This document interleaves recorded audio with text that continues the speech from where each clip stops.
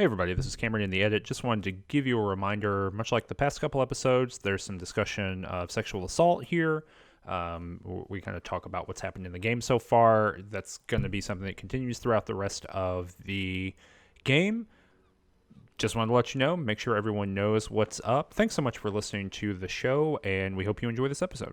Also, when we're talking about the political ideologies at the end of the episode, I get some things a little bit wrong, so you don't have to leave a comment and let me know about that. I guess you could if you want to. We come back to it in a couple episodes, and I get everything configured right. So, yeah, take it away. Welcome back to Mages and Murderdads, the best show about the games beyond Baldur's Gate. We're playing Disco Elysium in this season. I don't know what season this technically would be. Winter. Winter. What episode is this? It's episode 65. I am Cameron. That's not the episode. What? It's not? No, we are on episode... it's episode 69. Fine. Oh, is that the appropriate response to that? Fine. Yeah. Totally fine. Great. Yeah, this is episode 69. I'm Cameron. I'm Danny. You were just waiting on it too, right? I don't know why I said it was episode 65. I was trying to just take us back in time. Take us back in time to, I guess, the beginning of us starting this game. But yeah, this is the 5th episode of Disco Elysium. Mm-hmm. If I could turn back time, if I could find a way. Mm-hmm. So maybe you were thinking 5 because this is the 5th episode. No, I think, I think that might have been it. I was looking at the number 5 written right in front of me. Yeah, do you want to do the plot summary up until this point? No, you do that. What's the plot summary? This is my job. Yeah, it's your job. Oh, I was listening to Just King things, and y'all switch out. So I did a bad negotiation for Mages and Murderdads, I realize. I never opened it for negotiation. I think that was a crucial part of it. You know, if you don't want something to happen, you just pretend like it can't.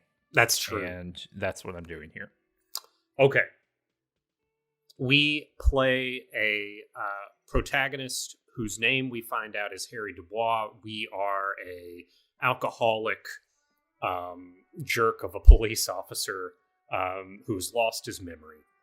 And we find out that we're investigating a murder, and our temporary partner, Kim Kitsuragi, kind of walks us through the basics of being a cop.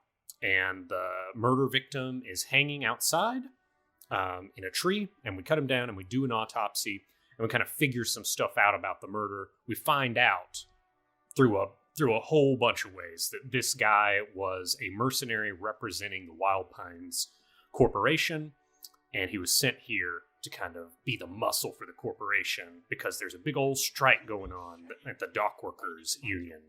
And we find out that, lo and behold, even though all of the evidence initially pointed to him being hanged by the dockworkers union due to rape accusations, in fact, he was shot by an unknown person, by an unknown assailant, and we are trying to figure out who actually shot this mercenary named Lely. Mm-hmm. We have also done a couple of little side questy stuff. We investigated a Doom commercial area, but that's the big main story. I'm not going to get too far into side quests during the big summary. Yeah, have you acknowledged that your name is Harry Dubois? I have. Are you sure? You know what? It's actually interesting. I have not contested it. Mm-hmm. I haven't contested the fact that my name is Harry Dubois. Mm-hmm. But I never offered like an alternate name. I know at the very beginning, when you're pressed for your name, you can attempt maybe a conceptualized role to make one up. Mm-hmm. And, but I didn't do that. I just didn't say anything because a big part of the character that I'm role playing is someone who has a very, very fragile ego. And so I engage in a lot of illusions of grandiosity because I'm a rock star. It's a big part of who I am. So I can't tolerate being wrong. So I kind of just don't acknowledge being wrong. And I also don't apologize. Mm-hmm. Mm-hmm. That's a good way to go through life. Yes. And I guess the other thing to add to this is at the end of the last episode, you feel fairly confident that Ruby, this character Ruby, was involved in some way. Yeah. So at the end of last episode, with all the evidence I've collected, I think Ruby has motive. Ruby, we know, was at the scene of the crime. Ruby has flown. Ruby is gone, appears to be in hiding. And also, this is one thing I didn't necessarily mention in the last episode, because this game is just a visual novel, so can't say everything. True. When I was talking to Titus, he said, yeah, so Ruby left because she said there was this cop coming. And I said, oh, what was, that's very suspicious. That she was afraid of, cops. And he said, no, I didn't say cops. She was afraid of a cop. You, like the disco cop. And I said, why? And he says that your reputation. And I said, what's my reputation? He said, you're a human can opener. Were the exact words. You're a human can opener. You play people off of each other, and you just you solve cases. You're this this heartless tool that just closes police cases, basically. And your failure rate is extremely high. No one on the planet has ever used a can opener successfully 5 times in a row. It's impossible. Do you not sharpen your can opener after each use? What? File? What? Yeah, it's everyday can opener maintenance if you're using a manual one. Oh my gosh. No, I haven't. So also it at shows. the end, it shows. Yeah, clearly. The other thing to add too is that during last episode, I had a little bit of confusion about because you had found out, Ruby is probably across the bridge and she's like gone to ground. She's hiding somewhere, and you had like a pretty good sense of that's where Ruby was to find her. And I was like, yeah, I guess I learned that. I didn't, I don't really know. The reason I was like, I guess I know that is that I did not actually ask Titus about that. And so I was like, I guess I got this information, but I have not gone down that route yet with Titus. So I don't know why I didn't do that, but I haven't done it yet. So gotcha. So that's why. So I'm a little bit behind in that regard. Okay. Well, what time does your game start on day 2, like at the, kind of at the beginning of this episode, as it like were? 2 p.m., 1400, so 2 p.m. somewhere around in there. I think mine was just a tiny bit later. It was closer to 5 or 6. But we kind of mentioned it at the end of last episode. You get in a bind here, or one gets in a bind, where you kind of are scraping the bottom of the barrel for content in this game at the end of day 2. It's like at the end of day 2, usually, if you're being pretty diligent about the main quest, at least, you're kind of at the point where it's like, okay, well, I've talked to everybody. It seems like I need to go on the other side of the bridge, but the bridge isn't up until tomorrow, so I guess I'm gonna talk to other people. And that's kind of this episode. This episode, we're gonna do just some little bips and bobs, right? Yeah. So what'd you do? I did, I'm looking at my thing here. I did 3 different things. Okay. One of which we got a little bit of info from you about last time. So one is I talked to a guy named Rene Arnaud and his buddy Gaston Martin. I got a thing called, I did a little quest called Special Borscht. And then I talked to the Smoking Witness. I don't remember if we even mentioned the Smoking Witness, but if you go to the apartment building that is right north of the tree where Laylee was hanging, you can see that there's a guy like standing up, on a balcony, and he's smoking, and you can like yell up to him and say like, "Hey, did you see anything?" And for me, he just walked off. He ran away, and so I got a little task that's like, "Hey, track that fella down," and I haven't been doing that. But I also did that. So I don't know. Like, you want to talk about? Let's talk about special borscht because it is. So you did special borscht. I did not, but I got up to some no good with Kuno. I also almost got up to some no good with Kuno. Well, let me tell you about special borscht really quick because it's a very short story, and then I want to hear about the Kuno. Okay. So I go talk. There's a guy right outside of Everett Claire's office, and he's sitting on what's it called, like a shipping container, and he is apparently, it looks like, redecorating the shipping containers, and he's kind of singing a little bit, and he's just having a good old time. And you can yell over to him and say, like, hey, what's up, what are you doing? And he explains his name is Easy Leo, and you apparently recognize, or Harry Dubois apparently immediately recognizes that he's Ubi, which I don't really know what that is. You know, it's a nationality perhaps, or an ethnicity, kind of unclear. But then he says, yeah, he's from Irish, Iraesh, and he has kind of an Irish accent. And anyway, so I talked to him a little bit, and there's not a lot to this character, to be frank. One thing that's very interesting that I'm actually not able to follow up on with anyone. I couldn't follow up on it with Claire. I couldn't follow up on it with Joyce Messier. I actually went to both these people afterward.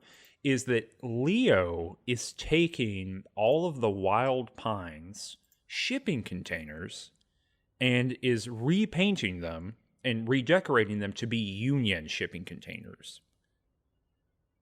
Yes. So he is basically stealing a bunch of stuff, or alternately turning everything in the harbor into a Union shipping container so that they can't be disambiguated again.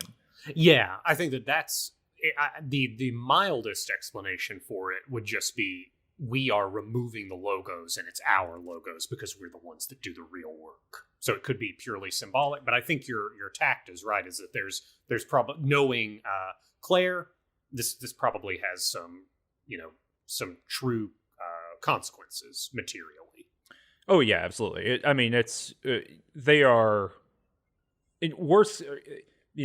The thing that I'm thinking of here is that, it's the kind of thing where the union's like, oh, I don't know what's happened here. I guess we're going to have to do a lot of work to figure this out, right? And it becomes kind of a stonewalling technique because we know that the union negotiation / fight is happening between the union and Wild Pines, right? That's the whole thing that Joyce told us about. So I think that's interesting, but it literally goes nowhere. I can't ask anyone about it at this point. And he also tells me about the cook at the Whirling in Rags who makes a special borscht that Leo will deliver to the striking workers, and it like makes them strong. They have a good time eating it. And I get a little task that's like, this borscht sounds really special. You should figure out what's up. So I go and walk over to the cook, and I talk to him, and I say, hey, what's going on here? And we don't speak the same language.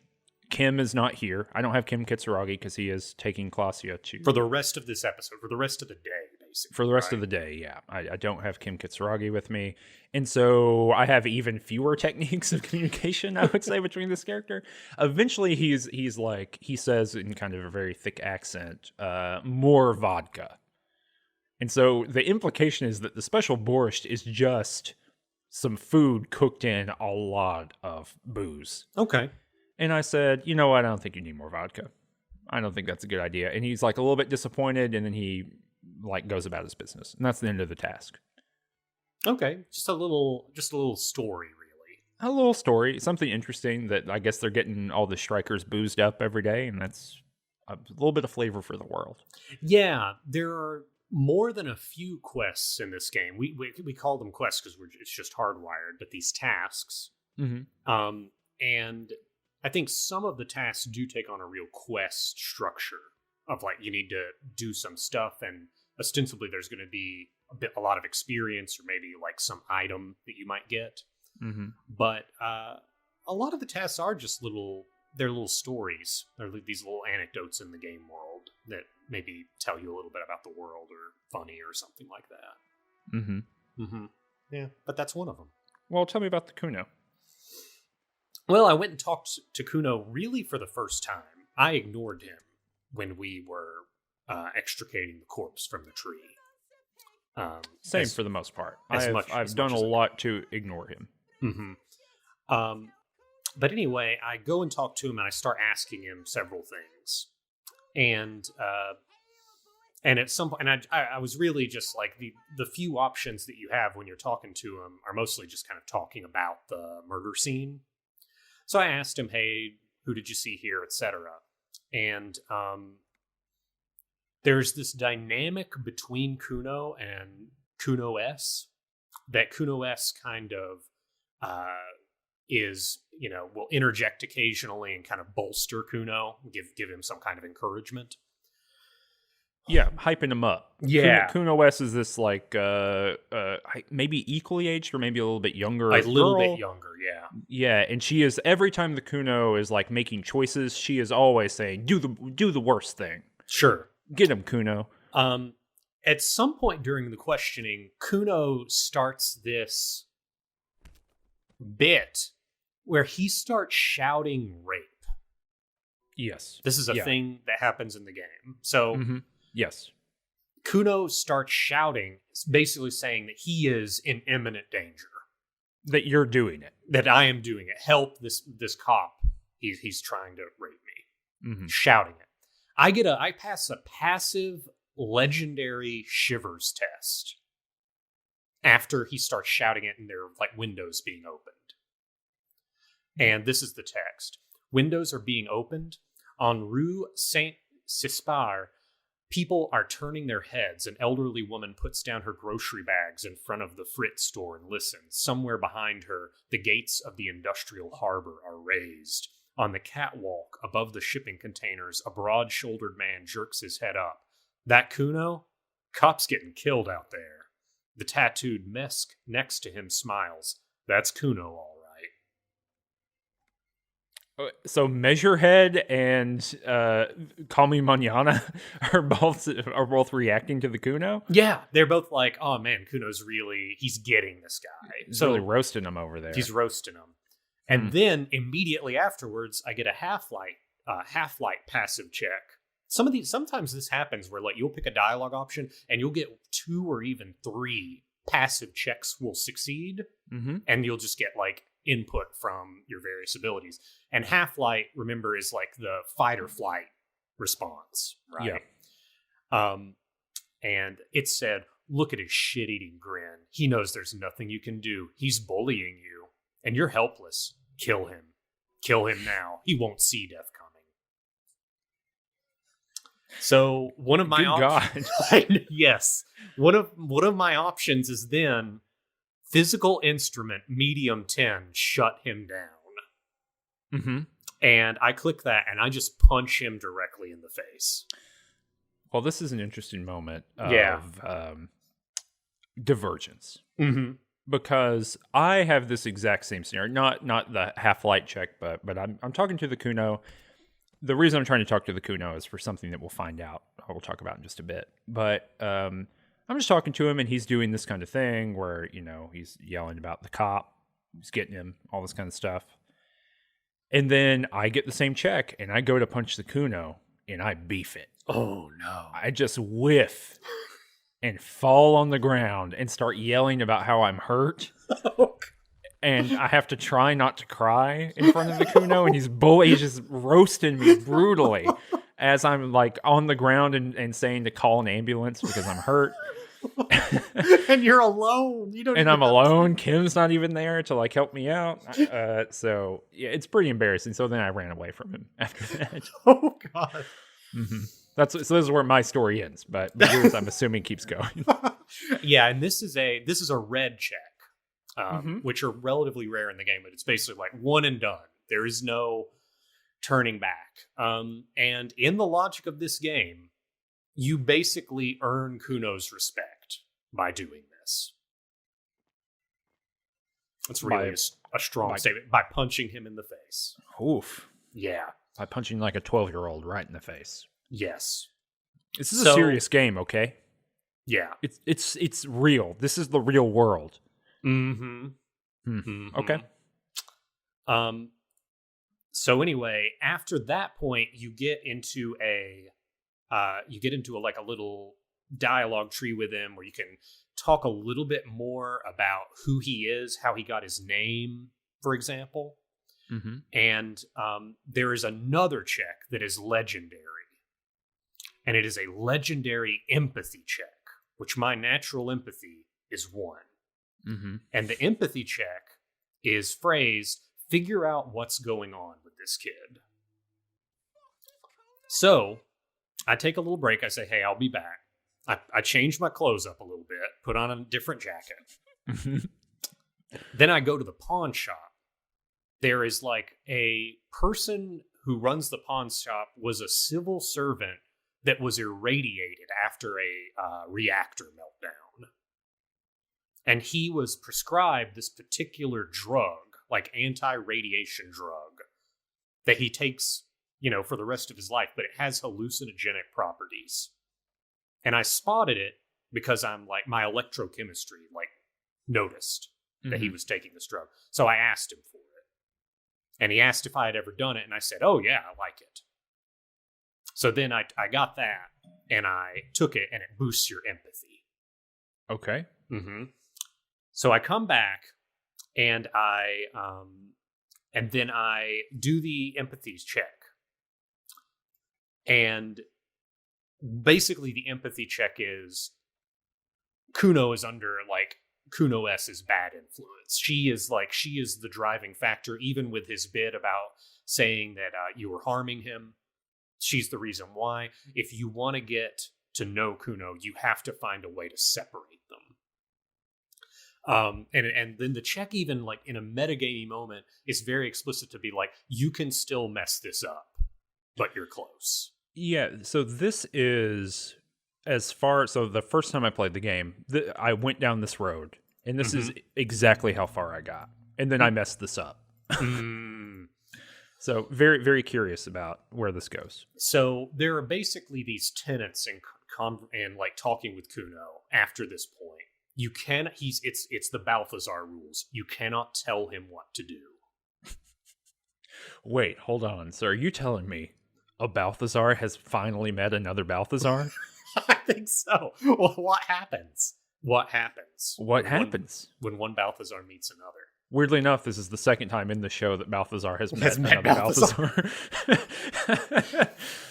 So, you can't tell him what to do. You can't threaten Kuno S. You can't insult him. Okay. So, you go to whisper to him, and then Kuno S is like, hey, what are you whispering about Kuno? And Kuno is like, you can't tell me what to do, Kuno S. I'll whisper with this cop pig all I want. And once you start whispering with him, you're safe. You've now broken through, and you're talking to him independently of Kuno S at that point. Mm-hmm. Yeah. So at that point, you get a couple of interesting things. He is trying to sell you some FALN, some sports brand trousers, and I get a discount from them, so I buy those for 15. So I'm wearing those now. What do they do for you? Make you strong? Oh yeah, it's hand-eye coordination and physical instrument. Cool. Yeah, it's good. And he tells me about the big score. He says he's got a kilo, he says. And then he pulls out a tiny vial and he says, just like this. And I look at it, I mean, so do you mean a gram? because they're the amount of speed in the vial is minute. Mm-hmm. And he says, no, this is a ton. What are you talking about? So eventually he says, yeah, my dad, who's the most violent man in Martinez, he's drunk all the time. He's high all the time. He's this monster of a man who's incredibly dangerous. He's got drugs too. And if you go there and get it, I'll split it with you. And my electrochemistry kicks in and is like, you need those drugs. You need to do it. And I have several options to talk about why I'm doing it. Mm-hmm. And one of them is like, I'm going to get it to, confiscate it. And then parentheses lie, you really want it to do it. Or you can be honest and be like, yeah, you're right. I do need those drugs. Or you can say, I'm getting it, but I'm not giving it to you. And I just say, yeah, I'm gonna get it to do the drugs. Mm-hmm. So I do that. You and Kuno are now best friends. Kuno and his best friend, the police officer. Yeah. Okay. That's exactly right. So at that point, you can go back to the apartment complex, which was handy because we were doing something else in the apartment complex this episode. Mm-hmm. And there is a locked door, door number 12. And Kim is with me the whole time. There were several points during the conversation where Kim just he won't interject, but like the text will just tell me Kim looks intently at the dumpster. It's just like pretending he's not seeing this. Yeah. God. Yeah. So I get to door number 12.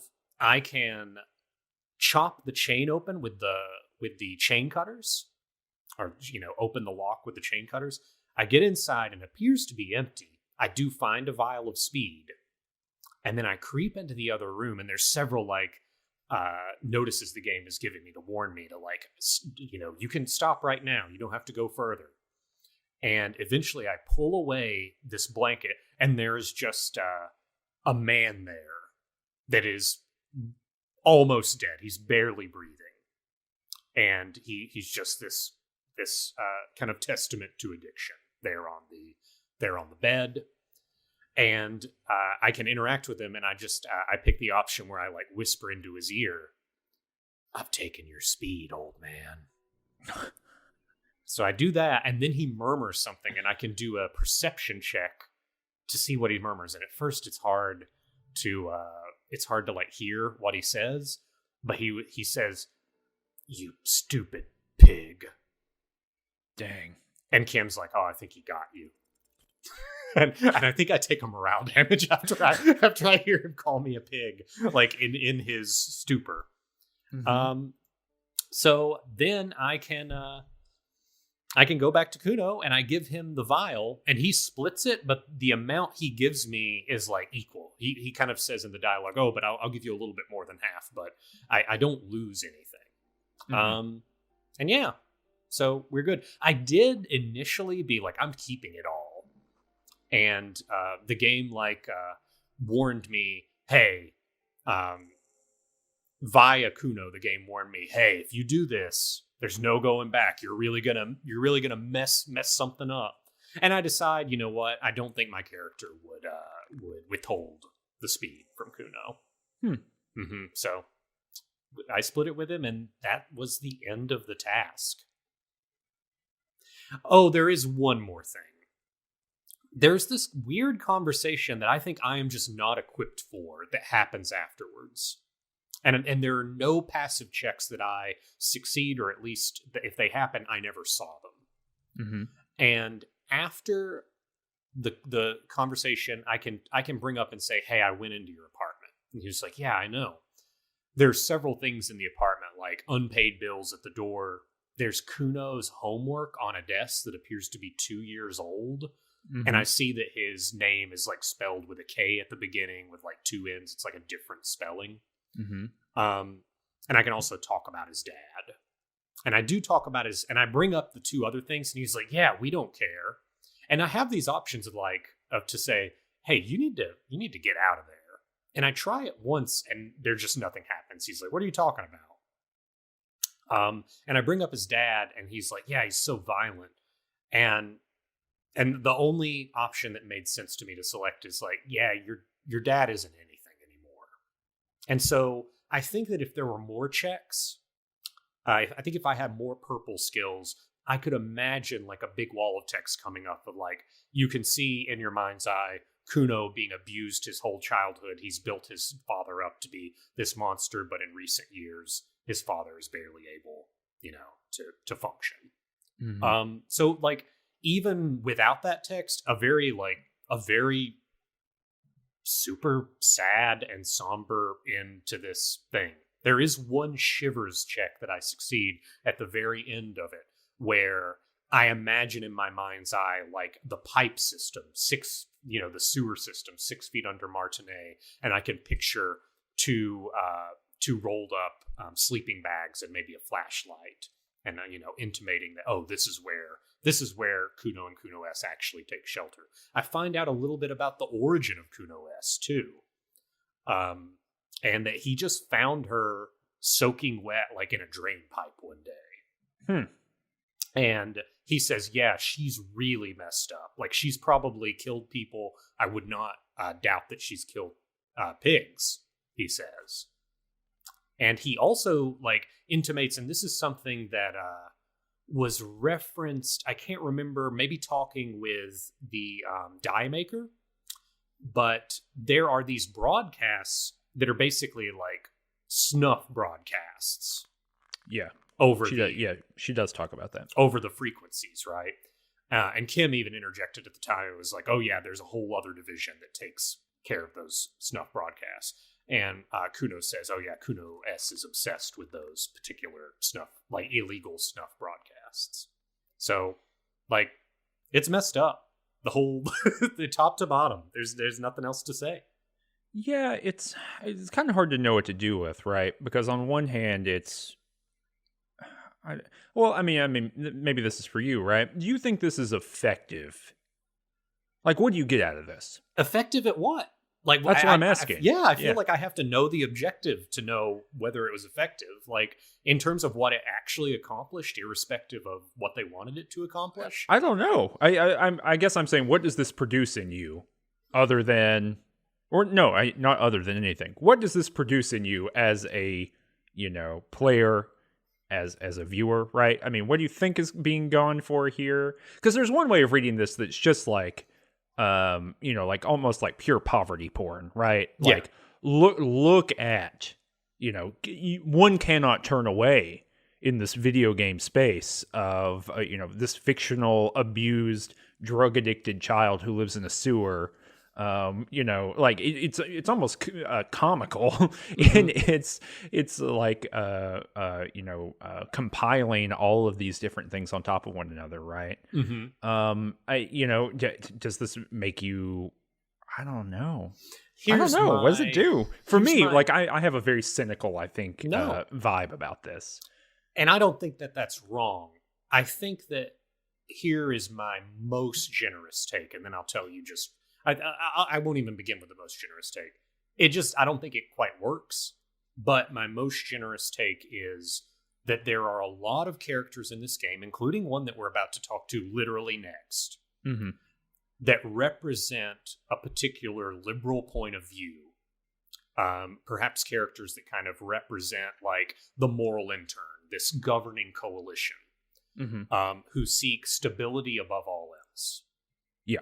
And I think that some of this is, Kuno and maybe like the condition of some of the people in the fishing village that we'll talk about next episode are meant to represent just how bad Martinez is, right? Like they are the stand-in for this is how awful poverty and, these post-war eternal interregnum is.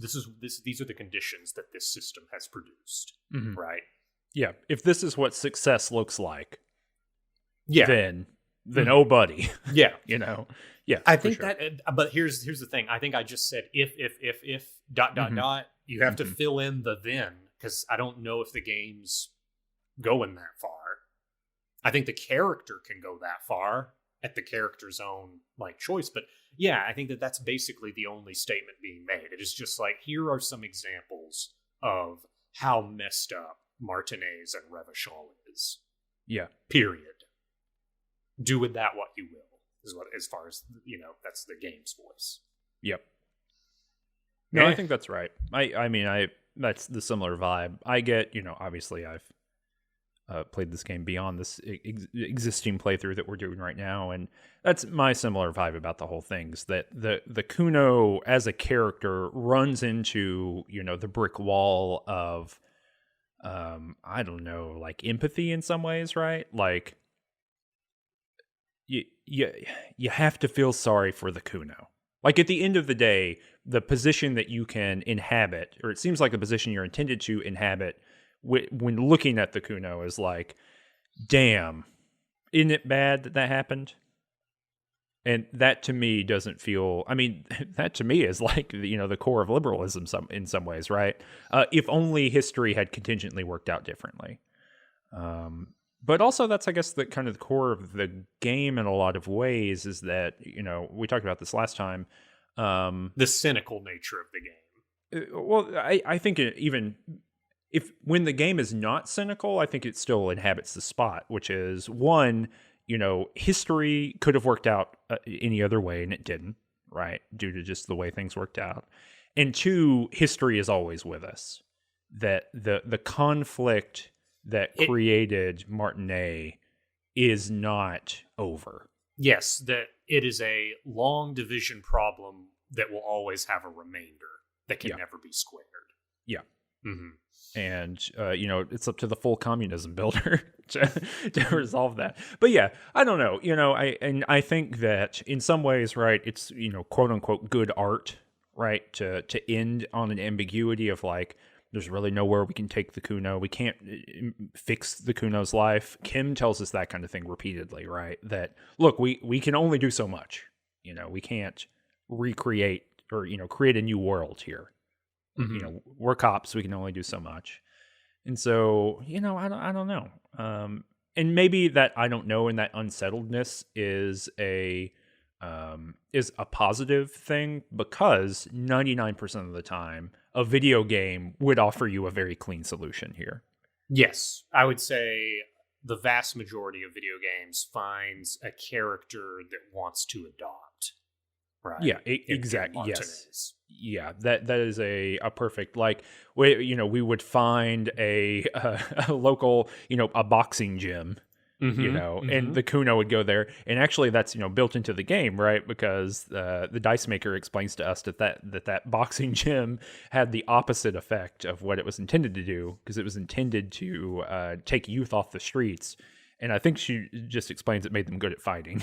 I remember the first time I was playing this, after I saw that line of dialogue about the boxing gym, my brain made the video game connection of like, oh, we're going to have to find somebody to start this boxing gym again, and Kuno's going to go there, and that will be the end of Kuno's quest. Mm-hmm. That's literally, because, that's video game logic. Yeah. And yeah, the video game, I don't know the alternate endings. I don't know if there's another way to like deal with Kuno. I can look that up, but at least the way it must end with my character is absolutely nothing is solved. Kuno is who he is. He was produced by a set of material conditions that remain unchanged, and therefore Kuno cannot change. Yeah. A pretty strict and hardcore materialist, kind of view of the thing. Mm-hmm. Which, again, very unique in video games. I wouldn't say that many video games are going for that. And I wouldn't say that, in case people are like, oh, I can't believe you're trashing the game. None of this like thinking and discussion that we're doing is intended to be like, oh, this game has made a massive failure. We're just literally analyzing and talking about the game. And I think that, the things that this game... and the perspectives that this game is opening us up to, in the sense of like, maybe a heroic character doesn't need to be able to fix everything. Maybe there are certain things that you can't have a fantasy of fixing. That's probably good in a general sense for games. I don't think that's a bad thing at all. Yeah, it's doing a different thing. We're just observing it. But yeah, absolutely. Do you get up to more stuff in the apartment complex though? Yeah, I did. So I didn't get in via the smoking guy. And so I had to like run around and figure it out. You can actually go in, you can get into the same complex just on the other side, kind of on the western end, over by Joyce Messier. And so I go in that door and I like bang on the door, and a cleaning lady is yelling at me through the door and telling me to shut up and quit banging on the door.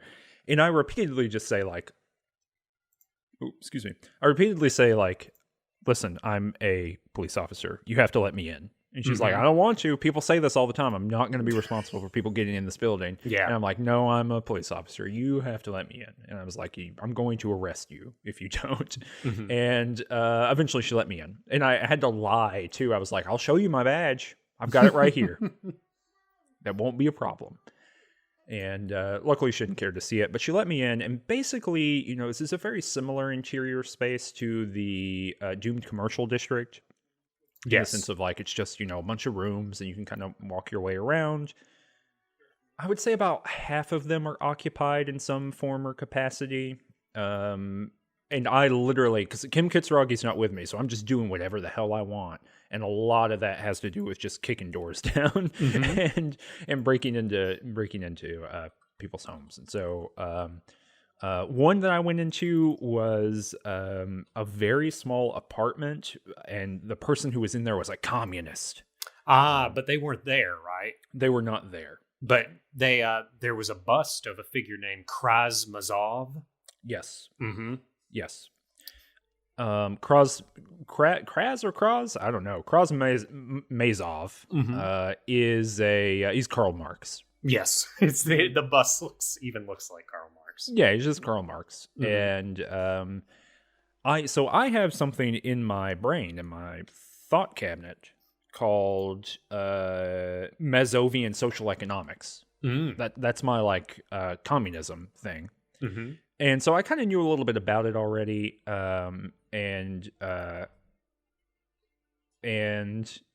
Yeah, so I looked at it and I kind of looked around and saw his different stuff. He had some clothes that were nice clothes. I think there's a little bit of I don't know, champagne socialist critique going on here of look at this wealthy person, but also living in a notable that in the Disco Elysium universe here in Revachol, the symbol associated with communism seems to be that white pentagram, that white star.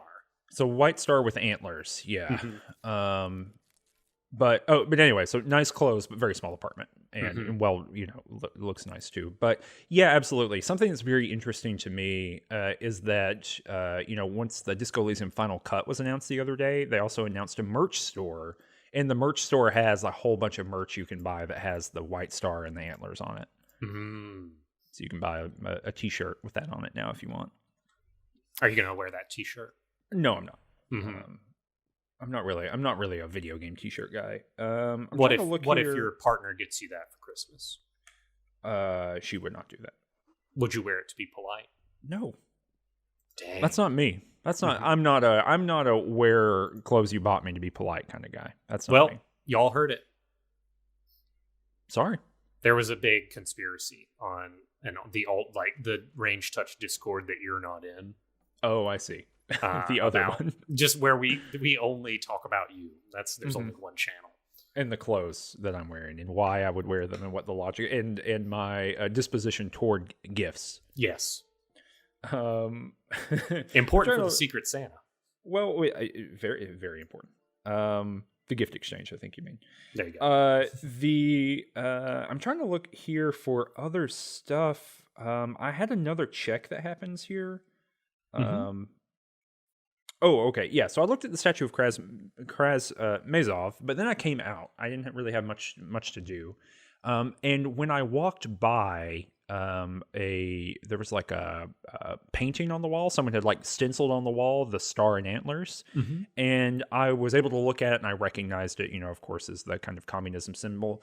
And I had this internal moment where I was like, communism is broken. And I'm the big communism builder, and it's up to me to do it. You've got to fix it. I've got to, it's all up to me. You're like the Bob the Builder of communism. Exactly. So it's just a little bit of ambient, reaction. And I'm not sure if that has to do with me having internalized Mazovian socioeconomics or not. I don't know. But I did that.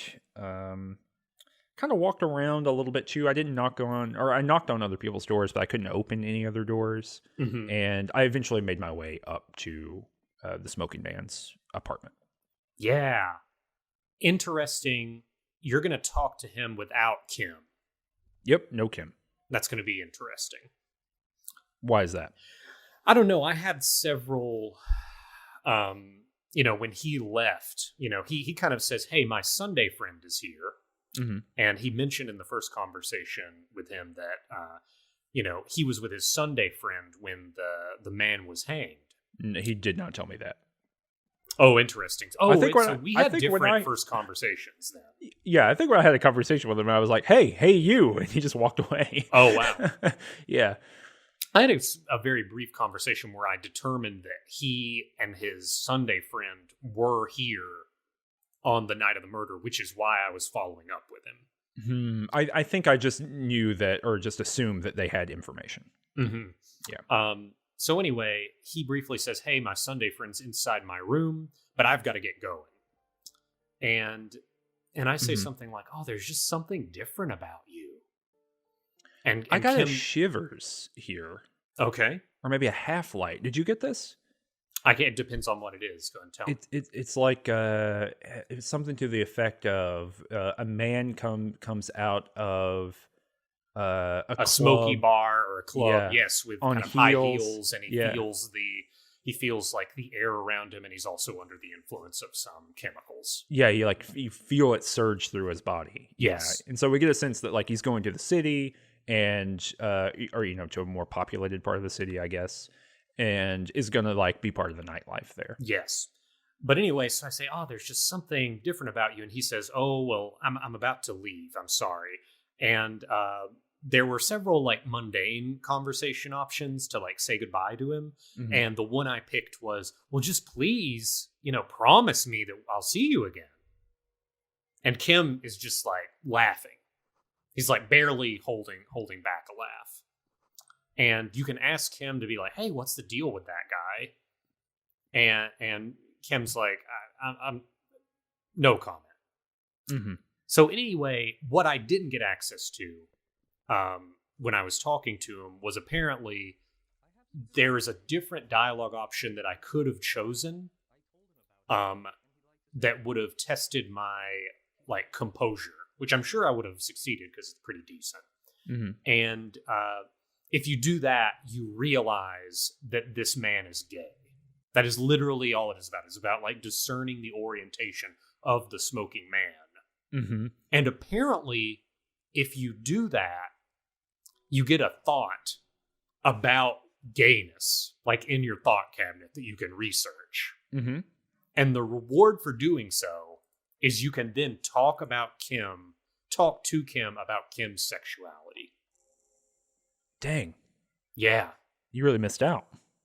I know. And I would have, I knew that there was something going on from my first playthrough, so I wanted to like do something different, which is what I did. I just didn't pick the right thing to kind of get that check. So that's how it goes. It's the same thing about like that Kappa type dialogue that you had early on. Yeah. And there are just a lot of ways in this game and like very narrow time frames where things can come up. Where you can miss out on things like on thought cabinet stuff. But yeah, that's just how it rolled. In any case, so I get no information from the smoking man. Do you? Yeah, it's unfortunate that you can miss some of those things. Kappa types still haven't showed up for me, so your Kappa type showed up, and you had did it give you like a range of options of Kappa types to choose? Yes, yeah. It was basically like, oh, you're trying to figure out what kind of cop you are, and I had clicked on one, and I was like, oh, I don't want to go down this road. I want to go backward, and instead of going backward in the thing, I just turned it off. I think like opted out. It's interesting because I wonder whether if you can. So here's another thing: you don't have your journal, correct? Because you want to talk about that? You want to talk about? I think we need to talk about it. So your first task in this game is investigate the murder, and you go out and there's a giant dumpster next to a corpse, and you don't think that opening that's a good idea. I just didn't think about it. It didn't show up. Like it wasn't. It did not seem important. Mm. I mean, no one mentioned. I mean, maybe someone like passively mentioned. Are you it, saying but no one told you? I'm just saying. There's one representative of the state who doesn't have amnesia in my adventuring party. Mm-hmm. And they told me we need to solve this crime. And I was moving pretty good solving this crime without looking at that dumpster. So I never looked in the dumpster. There you go. Well, I do think that I was reading a little bit online because I was wondering whether or not anybody's ever had the experience you're having, which is not only do you not have your journal, you aren't even able to like get the keys from Gart, the cafeteria manager, to open the dumpster where your journal is, right? Correct. And I thought, this is weird if you just get locked out of your journal after day one or whatever. Yes. So I did look it up, and I do, if you can get that journal, I wonder if that will prompt another COPPA type thing for happening, to happen. Yeah, so basically, for the viewer listener at home, what has happened is that I went this episode, actually after the episode, because I thought, I gotta go get my journal. I went to go and open it, and it's giving me the prompt, or it's saying, hey, you can't get this open. You should talk to someone, the proprietor of this establishment, in order to get the keys. And I said, all right, that sounds good. And I go to talk to Gart, and he will not give me the keys. And that's because there is no task being triggered in my, there's no quest that is putting me along the route to do it. It could be due to the time of day that I'm in. I'm open to that. It could be because Kim is not with me. I'm open to that. So I could be saying all of this in the next episode when we record. I'll be able to do it immediately. But currently, at the time of day that I'm in and the situation I'm in, I cannot get it and report what is in there. So I'm sorry. Yep. No, you don't have to apologize, but it sucks for you. Well, we'll figure it out. We'll get there. But I didn't have any of that kind of conversation with the smoking man. He basically was like, "Hey, I'm leaving," and I was like, "Are you sure you're leaving?" And he was like, "Yeah." And then he does. He zips on out of there and says, "But you should go in and talk to my Sunday friend." And I go in and I meet a dude. His name is Charles Villadroin. Got maybe a Belgian accent, I believe. Yeah, something like that. But yeah, certainly. Yeah, I mean, I don't know. I don't know my Central European accents well enough. But he works for the Coalition. He's part of the Moral Intern, the Moralist International. And he explains to me that he works in the Office of Price Stability. And that's what he's doing. And I'm like, well, if you work for the Coalition and you work in price stability, what are you doing in Martinez? And he's like, well, the most important thing about, economics, right, is ensuring price stability at an inflation rate of 2%, not less, not more, just 2%. Just under. You want it just under 2%. Because, that means that people can afford to buy bread, and bread is and it's like monetarily worthwhile for producers to make bread. But I'm like, well, but still, why are you here? And he's like, well, it matters everywhere. You have to monitor it everywhere because it's all part of one system. Price stability here and over here, you got to check them both to make sure that they're right there. Yeah. And then he says, price stability is the highest concern of the Moral Intern because it ensures social stability. Yes. And social stability is the number one priority of the Moral Intern. He explicitly says, I'm a moralist. And here, I've already had Kim explain the moralist philosophy to me one time. And he says he used to be a moralist, but maybe is less now than he used to be. But a moralist is just, it's liberalism, right? And like the political philosophy of liberalism as we understand it in the contemporary period, right? So property rights and representative democracy is kind of an implied part of that. And then markets. Yes, and like all those things. But the central tenet underlying it all is that individuals, kind of atomically, independent of anything else, will seek out their personal kind of, satisfaction. They will seek out their own personal needs. And if you just have like a big collection of everybody doing that, eventually you'll just get to an optimal state. Mm-hmm. And you got to have someone managing a little bit, right? Oh yeah, you got to have someone.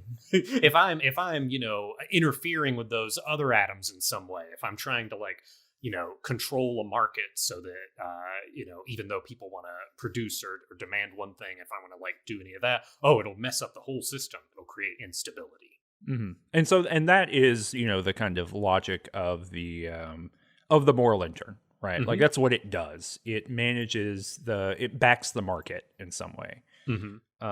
And he says that the moralists believe in a normal, stable world governed by democratic values. And so, that this character is really making it explicit that the moral intern and the coalition are, basically function like the EU.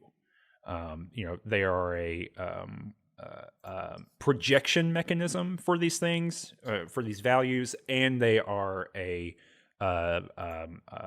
like a governing body for them, right? They manage the world in such a way that these values can proliferate. Mm-hmm. And we got to keep. I mean, it's exactly what you were saying before, right? For every Sunday friend in the apartment is a Kuno in the courtyard. Yes. And those things have to be kept because he is here. Kuno is down there, right? So, and I think that if we're reading the game as intended, these two things cannot be, regarded independently. Exactly right. They are not independent phenomena. They are happening because of the same structural process. So you kind of brought the conversation up to the same point I had when he was like, "Yes." You asked him, "Are you a moralist?" And he's like, "Well, of course." Mm-hmm. The next thing I did was ask Kim, what are you? Kim's not with me, so I can't ask him. What does Kim say? Kim, there's an uncomfortable silence, and Kim says, "I am a lieutenant in the RCM." Very, very political. And then the price stability guy responds, "That's a very moralist answer."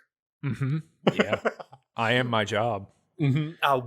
How did you respond to that? Did you identify or delve into moralism and have an opinion about it? No, I just told him it was a bunch of bullshit and that we needed to have nationalism and communism. I actually explicitly said something nationalist. I said, this is how I got there. Actually, let me tell you another thing that you certainly didn't experience, but I did. Okay.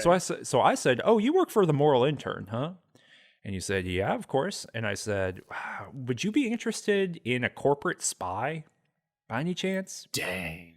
Yeah, and he was like, "Oh, yeah. I mean, we take that very seriously." And he explains that's in code 1, of our kind of laws is corporate espionage, which is very funny. Of course, not genocide's code 2.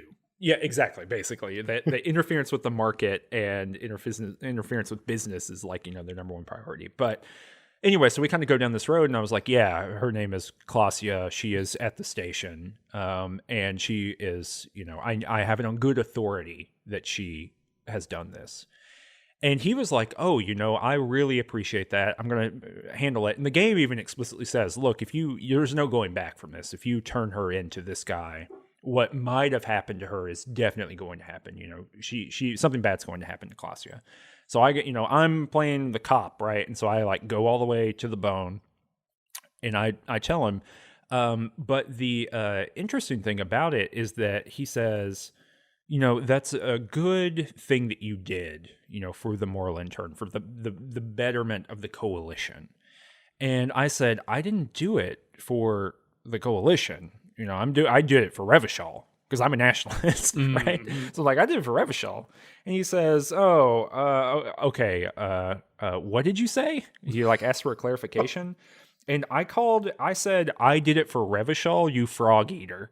So I double down on nationalism and this kind of passive racism, passive ethnic, I don't know, conflict that's going on here. And I took a morale hit for saying that. Dang. Because of something, we're going to talk about our thought cabinet at the end of this episode, but because I have something called a Revacholian nationhood, I actually take a hit to my morale every time I say something nationalist. So it hurts me every time I am a nationalist. Is Oh, but it's because like in development, like it hasn't matured. No, it is matured. I'll explain it when we get there. Okay. That's what's happening to me. All right. Yeah. That's bizarre. Yeah. And so that was kind of it. I mean, just into the conversation, as I said, I asked him about the what do you call it? The hanging that happened. And he doesn't give me any information I don't know, to be frank. He actually doesn't see very much. He says there wasn't a lot of sound. I imagine this might have given me some leverage with Clausia or Titus earlier. It would have been more information for that. But I didn't learn anything that that kind of impacts where I am in the case right now. Mm-hmm. No, I definitely think there's an alternate way to play this where you do all of the side quests first. Mm-hmm. And then after you've like fully cashed out the area and there's no more, there's, you can't milk it anymore. You go and you talk to Titus and you have all of this extra information to help with a couple of checks, but not the way we did it. But I remember in the conversation with this fellow, I was just asked, okay, well, could you explain it?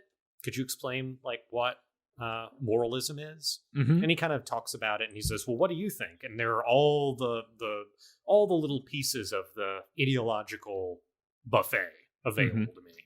Yeah. And I just said, that sounds boring. This is where I was able to say, like, oh, it's just, it's avoiding the. I think I said in this situation, my dialogue option was something like it placates the basic socialists so that the hardline communists can come along, something like that. Yeah, I say, yeah, it sounds boring. He's like, you're only, what do you mean boring? And I was like, I don't know. It just doesn't seem exciting. And he's like, don't you value stability? And I was like, well, not really. And he's like, you only say that because you haven't seen the alternative. So there you go. I'm pretty, I'm a pretty politically oblivious rock star. Yeah. But you haven't sung karaoke yet. I have not, because I haven't found the perfect tape yet. Exactly. The other thing that I did here is that I talked to Renee, because that's kind of the end of the conversation with that guy. He actually explicitly says, hey, do you want to say anything else to me? Because I'm leaving. You get one shot at this conversation. If you leave the room, he is gone. Yep. And I left the room. And he was gone. Something interesting that you can get here is you can get a satin like nightgown or like a kimono, I guess. It's kind of unclear which of those it is to me. Is decorated in like an Asian style, but I don't know.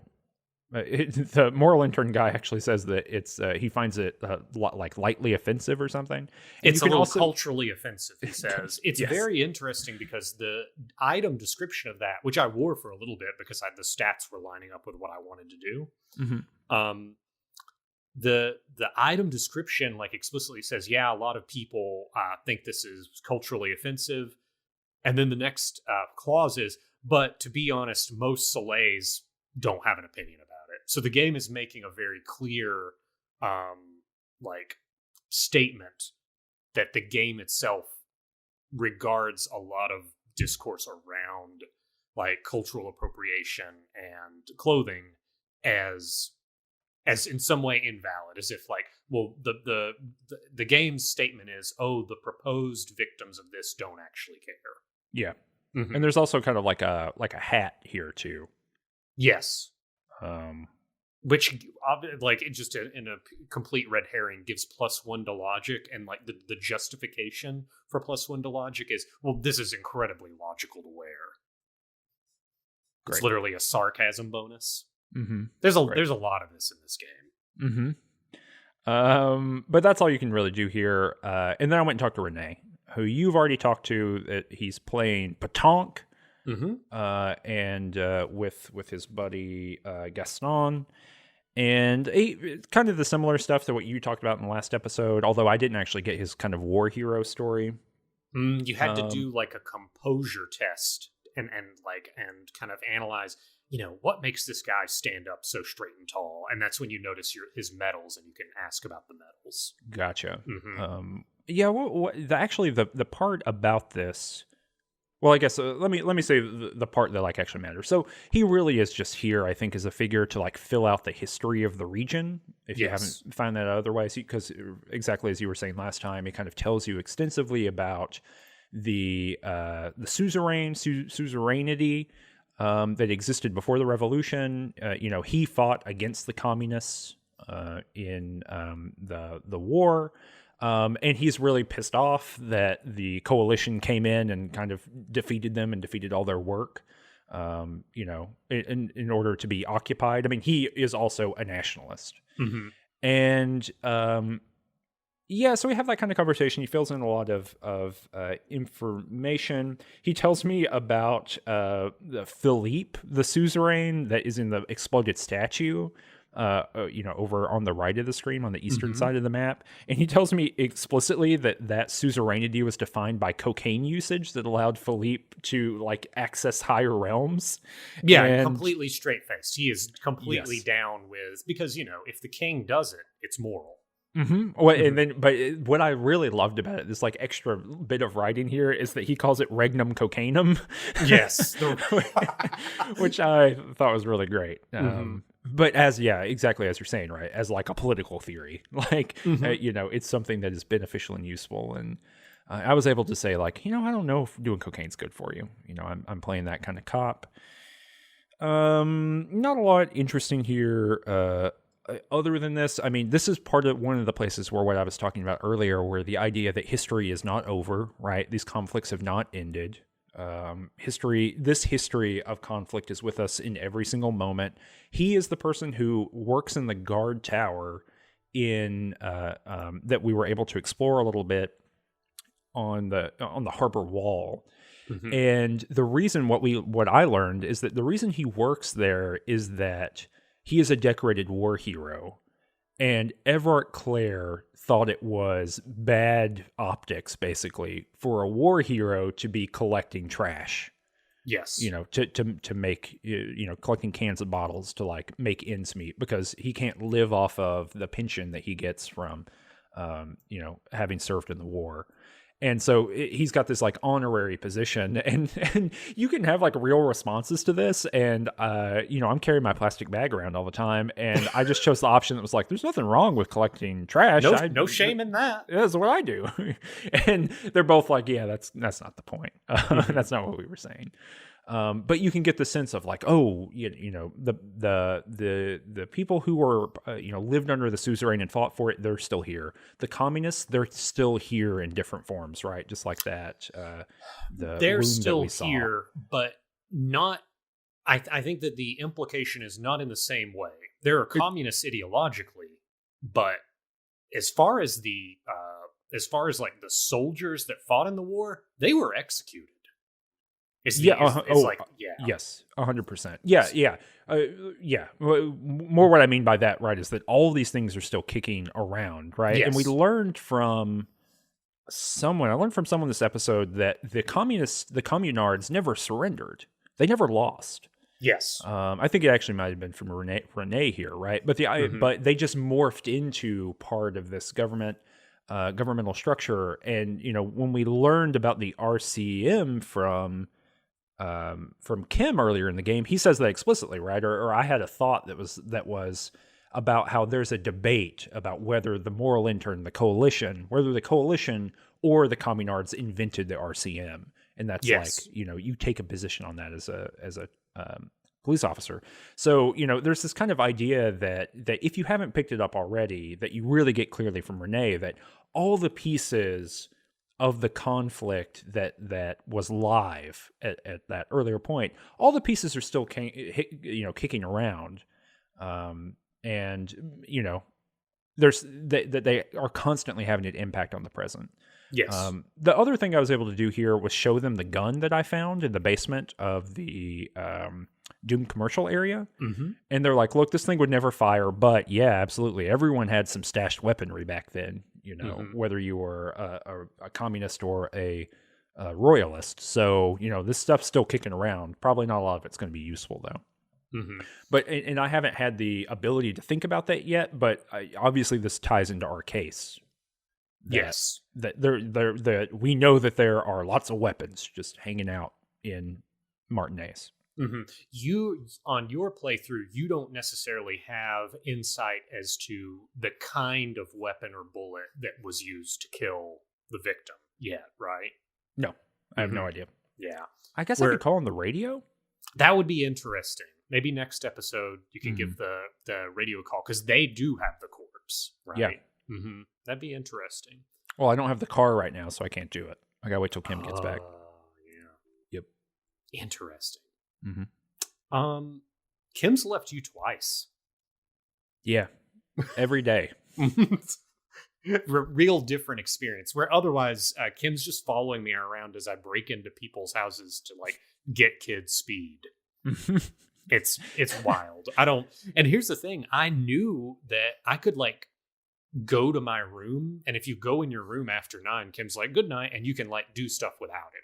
Yeah. Which like one of the loading screens gives you that hint. Mm-hmm. But I've just consciously not been hiding anything from Kim. Yeah, I wish that I had hid some stuff in retrospect. Like, I wish that I'd hid doing the task for Claire, opening that door. I wish I'd done that solo, but, you know. Mm-hmm. So, how many things are in your thought cabinet? Because I do feel like people have a pretty good idea on, like, the attributes our characters have. And they've got a pretty idea about, like, their ideological leanings. But there's this other thing. There's basically an alternate form of progression in the game. That is the thought cabinet. Like, you can use your levels to increase these attributes, these abilities, or you can use them to unlock slots for thought cabinet thoughts. Yep. Mm-hmm. What you got going on?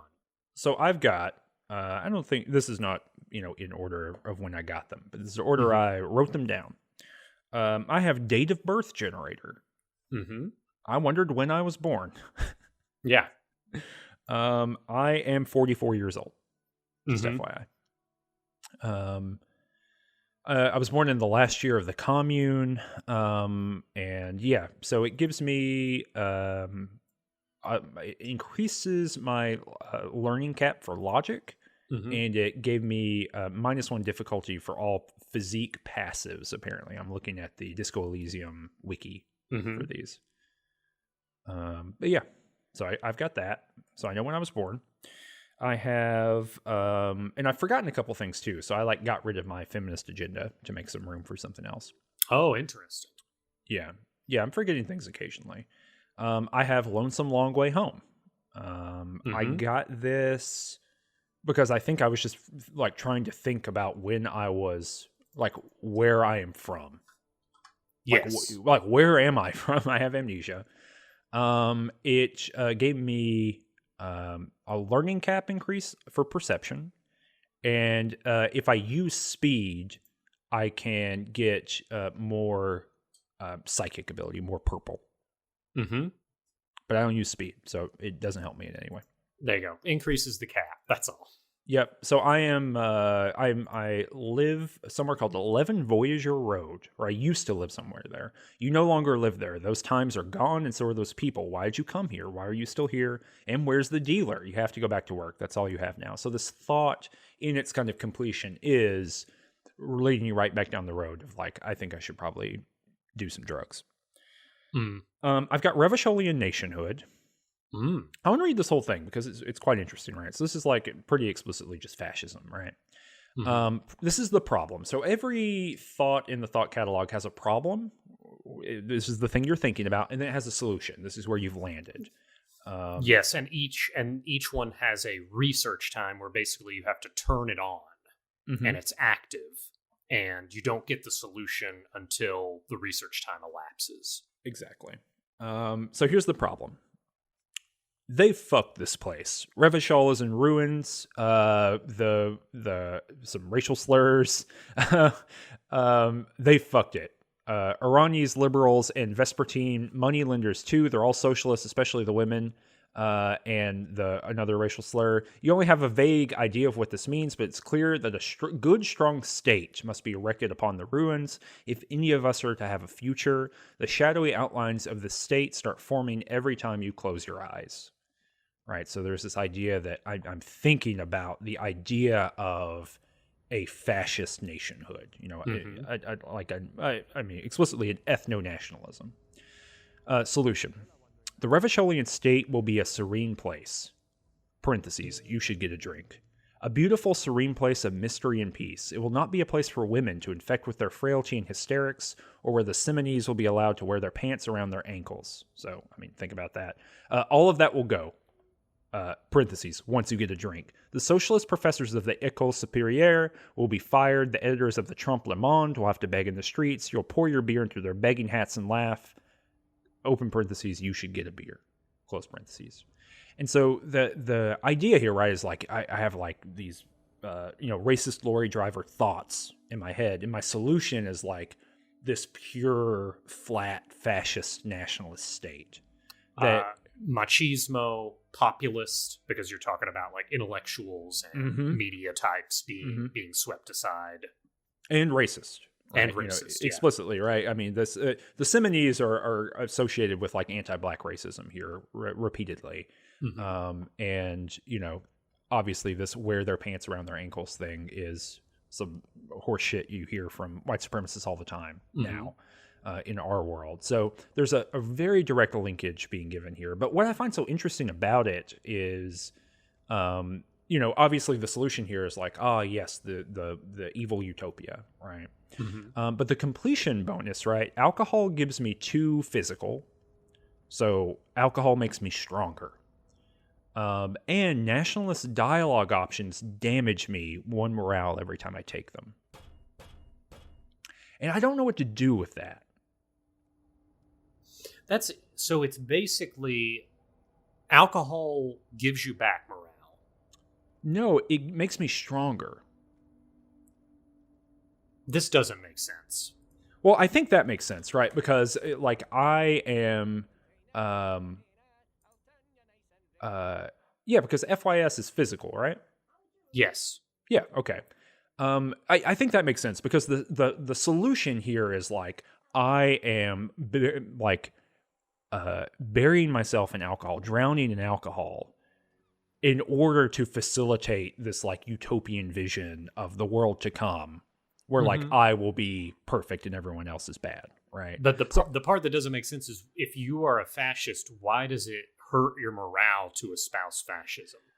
So here's, I think, what's going on here. I think the kind of procedural rhetoric here, or like the argument of the machine that is the game system, is that because that world isn't here, it's almost like a longing. So like I say these nationalist dialogue options, but I know it's not here, right? Like I know that is not. It just reminds you of the disappointment of the world. Kind of, I think. I mean, that's how I'm reading the thing. And the reason I'm kind of digging into this, where we haven't really dug into very many of these other ones, the reason I'm kind of digging into this, right, is, again, I'm playing this character in this way to figure out what the game is saying here. And I think that there's almost like the solution is like a melancholy nationalist in some ways, right? That nationalists are, in this context, are meant to be pitied. That they are just like hurting on the inside, thinking these thoughts and having these ideas about the world that will never be there. Because obviously, not obviously, this could occur, and ethno-nationalism has it as a project in countries all around the world, as well as in the fiction. So yeah, I don't know. I think I'm a little, the kind of open-endedness here on nationhood of not taking a strong position around it. I don't take this as a strong position. I don't know. It left a lot to be desired for me here. Well, and also it runs immediately against your concept of a character, which is a teetotaler fascist. Exactly. Yeah, I'm not able to do the it alcohol really part. Is all downside for you. It's all downside, which in real life, here's the simulation, nationalism is all downside. So that's true. The other thing that I have here is Mazovian social economics. Socioeconomics. Which is another interesting thing because your nationalism is explicitly calling out socialism. But maybe you could carve out some kind of, the nationalist would be disparaging socialist but not communism? Question mark? Yeah, I guess. I don't know. Let's not think too hard about it. Here's Mazovian social economics or socioeconomics. Here's the problem. People think communism was some crazy idea that had its comeuppance 40 years ago, a fever that shook the world, never to return again. They were right. Until he woke up today, a spiritual corpse responsive only to the call of Commodore Red, prostitutes, and Krasmazov. For him, communism is still a thing. He will single-handedly raise the commune of O2 from the oceanic trench where it has been resting, covered in ghosts and seaweed. He is the big communism builder. Come, witness his attempt to rebuild communism in the year 51. Burn. So that's the problem. Mm-hmm. that I exist in this way. Solution: 0.000% of communism has ever been built. Evil child-murdering billionaires still rule the world with a shit-eating grin. All he has managed to do is make himself sad? He is starting to suspect Krasmazov fucked him over personally with his socioeconomic theory. It has, however, made him into a very, very smart boy with something like a university degree in truth. Instead of building communism, he now builds a precise model of this grotesque, duplicitous world. Mm-hmm. So completion gives me -1 authority, -1 visual calculus, and left-wing dialogue options give me experience points. And the -1 visual calculus is attached to a description called reaction everywhere, which is explicitly saying because I've internalized the socioeconomic system, I can't see the world how it is, and I'm blinded by ideology. I can only see, reactionary politics. That basically you are so distracted by ideology that you just can't see things like physics. You can't like estimate where a ball will land because Basically. you're looking at the wall and you're noticing something that reminds you of ideology. Yeah, and what's interesting here, I think, about these two, about the nationalism and the communism here, is that both of them in their solution are basically like, you're an idiot. Mm-hmm. Like, I was not trying to, in the last episode, right? I said sometimes you can read the kind of systemic ideology of this game as kind of a South Park episode, right? Yes. Everyone who believes anything is an idiot. And it's really hard to read these and not get that exact kind of vibe that, like, if you go too far down nationalism, I mean, nationalism is bad. Like, I'm not in no way apologizing for that. But the logic is you go too far down that road and, it's a self-eating system that makes you depressed. Mm-hmm. For communism here, if you go too far down that road, if you make, if you learn too much about it, you're not going to make the world better, and you're just going to be depressed. Mm-hmm. And I'm curious about your kind of political ideologies, if you've delved into any of them, because it seems like the game is just saying any political ideology is just going to make you depressed. Yeah, and actually it's very consistent because even advanced race theory, the conclusion is this doesn't make sense. Yeah, exactly. Mm-hmm. And so if we're being like, if we're trying to like read the game in a leftist way, we can be like, ho, the nationalism just makes you depressed and it's bad. Boom. If racism doesn't make sense and it's bad, boom. And then we get to communism and it's like, it doesn't make sense and it makes you depressed and it's bad. And I'm wondering if the kind of moralist or whatever interpretations, the other political ideologies that are available to you. I mean, does the game systemically come to a place where any kind of ideology is good, or is it the case where all ideologies, right, are bad? And when we say the game is like doing interesting things around, giving you racist options or giving you nationalist options or giving you communist options or capitalist ones or whatever, are we really just saying that our particular slice of the game that we saw was interesting or not? Sure, sure. As opposed to what the game on the whole is doing. So before I address mine, do you have any other thoughts in your thoughts cabinet? I've got advanced race theory, but we did a whole already episode talked basically about on that. it. Yeah. So I've got two that you do have. I did Date of Birth Generator and Lonesome Long Way Home because it seemed like, integral things to just figure out who I was. I have Aces High, which I got after high-fiving... Oh, actually, no. I have Aces Low, which I got after high-fiving Kim. So Aces High was the initial high-five. Mm-hmm. But if you go for the low, which is to, like, after you high-five, windmill your arm back down and wait for, the Aces Low behind your back, you get Aces Low.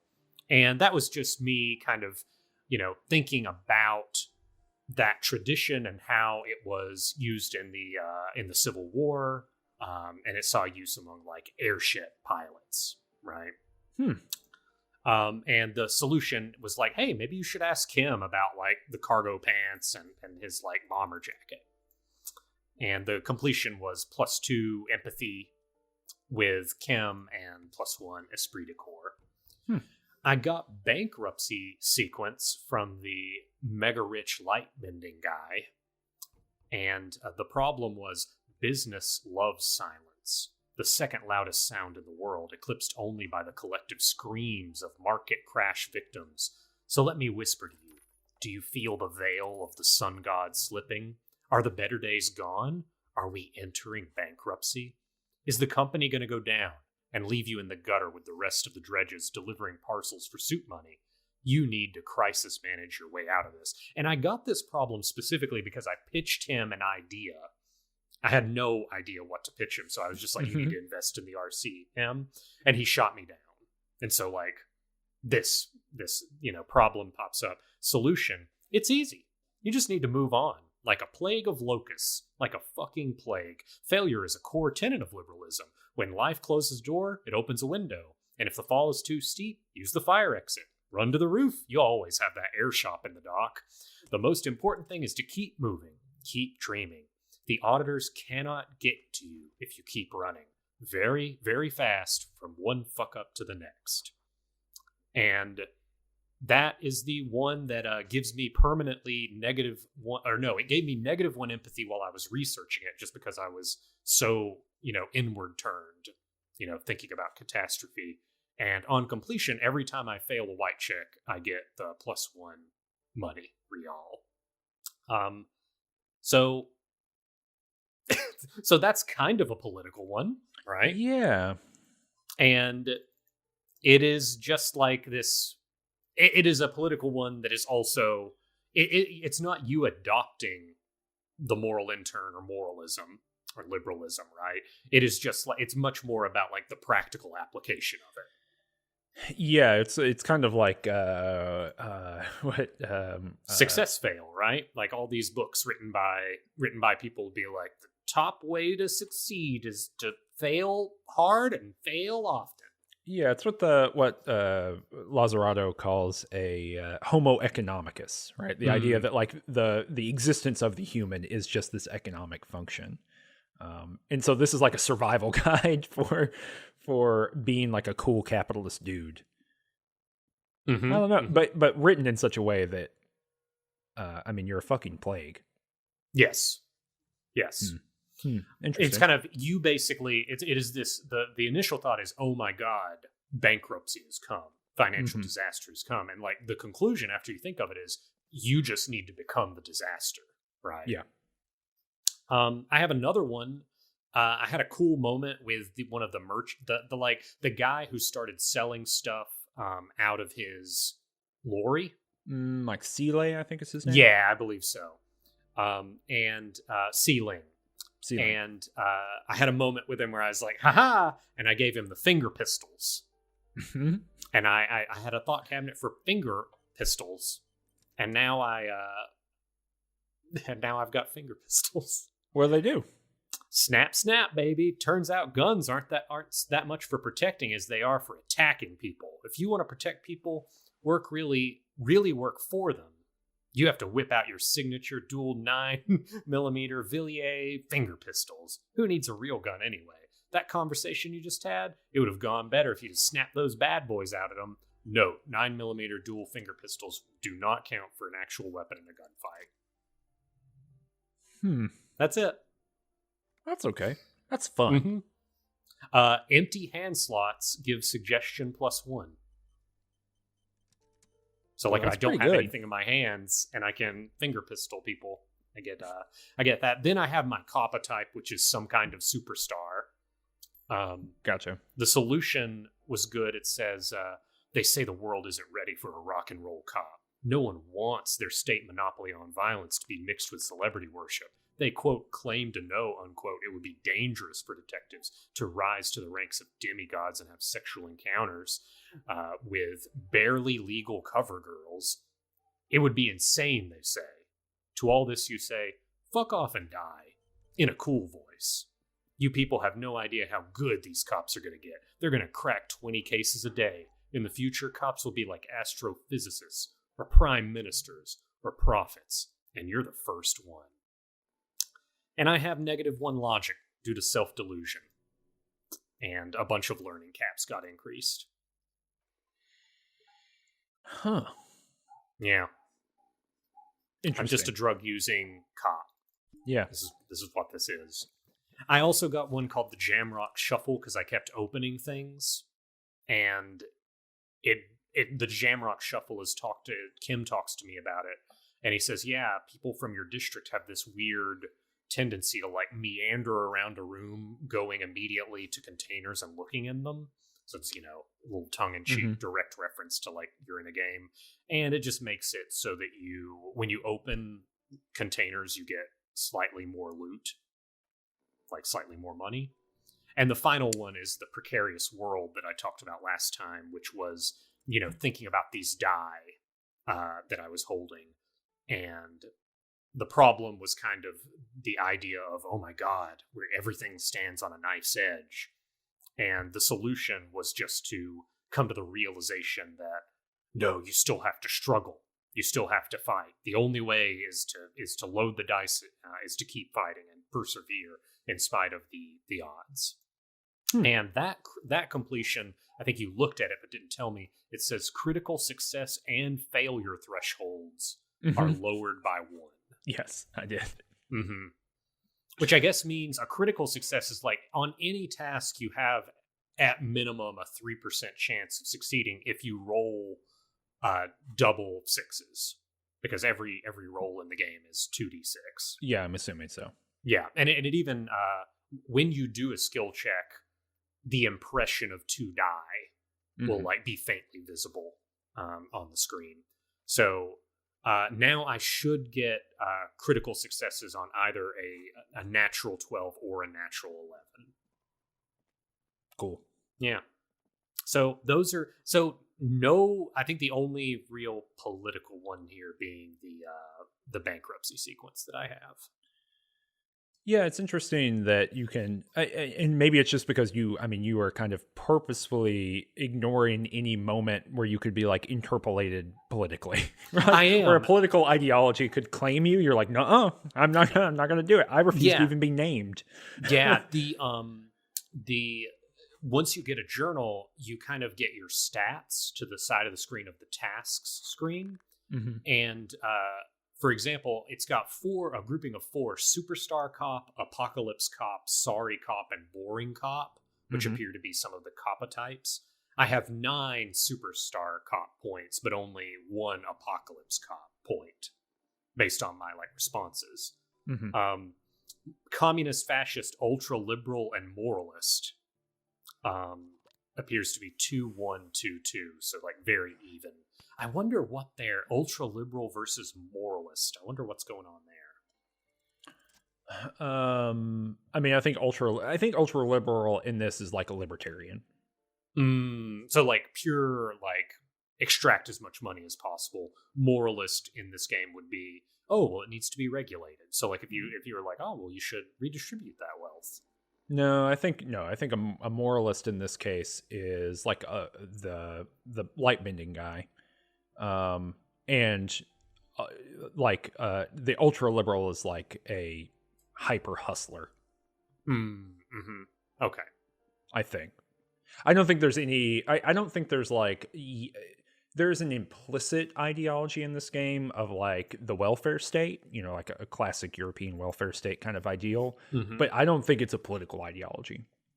Like a soft moralist. I don't think it's one you can take on, maybe.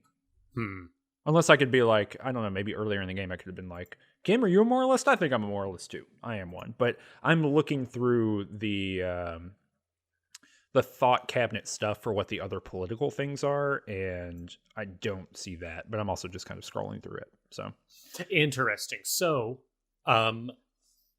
here is the Wikipedia's take on it, which, take it with a grain of salt. Ultra-liberal, thought cabinet project, indirect modes of taxation. Yeah.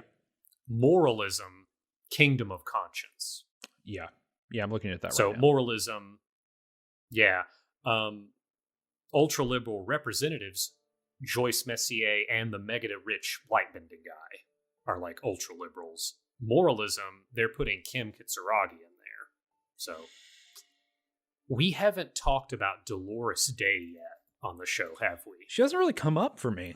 Yeah, I don't think that it's a pre-day 3 thing. I think that you start getting a little bit more in that direction after day 3. So it'll be interesting to see how because we haven't really talked about religion yet, or talked with people who interact with religion quite yet, right? Yeah, not really.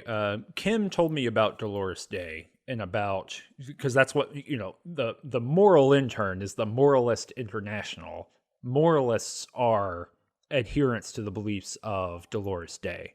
So it's all connected, right? Mm-hmm. And that's what Kim tells me, but no, we haven't learned anything directly about it. So I'm sure we'll talk about that. And again, like I've said in every episode, right? Like these are not big final thoughts about the thing where we're kind of talking about the way these things work. It's as we experience them. It's as we experience them, right? I mean, my opinion on how this thing works ideologically and kind of the claims that the system we're making could change completely in the next 5 or 6 episodes. I'm radically open to anything that could happen. And I'm going to see, too, if I can just compile some more political ideologies. Mm-hmm. Like, it doesn't seem like there's any trade-off. No, and there doesn't appear to be any real mutual exclusivity, except maybe some of the political thought cabinets. You have to hit a threshold with your responses to even be offered them. Yeah, exactly. So, and those trade off, I guess, in conversation. I think so, yeah. So, interesting. Well, I guess tomorrow we're going to see the rest of the area this game kind of operates in, right? We're going to see the rest of Martinez. Yeah, we've been operating in 1/3 of the map, maybe? Right, yeah. 1/3 to 40%, I would say, is fair. Yeah. Mm-hmm. Okay. Well, we're going to do that. I don't actually know what's going on in that episode. We haven't blocked it out yet, but we will be going across the bridge and doing some other stuff. Yeah, we're gonna probably inspect and see what's going on in a fishing village. Mm-hmm. Mm-hmm. Well, awesome. Well, anything here at the end that you want to? I don't think so. You can go to patreon.com/rangetouch in order to figure out what we're up to, and you can support the show over there. If you want to listen to this in podcast format, you can check the description down below and do that. You can go to rangetouch.com to see all the other shows that we do. And thanks so much for your support. Thanks so much for listening. Hit that subscribe button if you haven't already, and hit the like button as well. If you enjoyed watching this video, and if you're listening to this on a podcast app such as iTunes, why don't you rate us 5 stars? That would be a big help for us. I think that's it. Goodbye. Ciao.